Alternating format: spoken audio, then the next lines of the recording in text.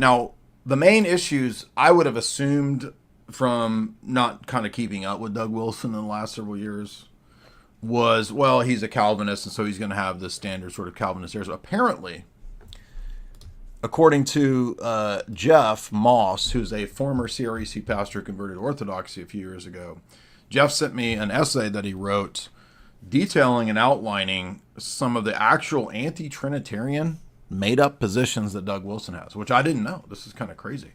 Apparently, I don't even know if Doug Wilson knows what he means when he writes these things, but I was reading some of the paragraphs and the quotes in Jeff's article. Apparently, Doug Wilson thinks that the Father, okay, you're going to think, well, this sounds like monarchical Trinitarianism. It's not. The first thing I thought when I heard this, well, that sounds like the Orthodox view of monarchical Trinitarianism. And no. Doug Wilson thinks that the Father is authority. And the Son is obedience. You heard me right. The Father as the subject, the cause, the fount, etc., the divine subject, the Father, according to Doug Wilson, is authority. The Son is obedience. Like, in an identity sense. What? I mean, I don't know I've never even heard of this.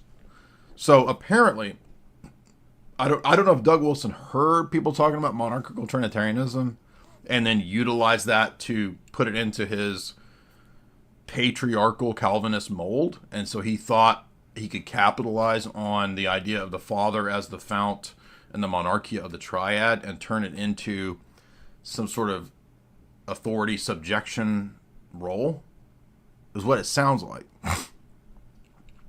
But that is not what those words mean. Okay, yeah, the Father is, in a sense, the authority. He is the source. But the Father as a person or a hypostasis is not authority.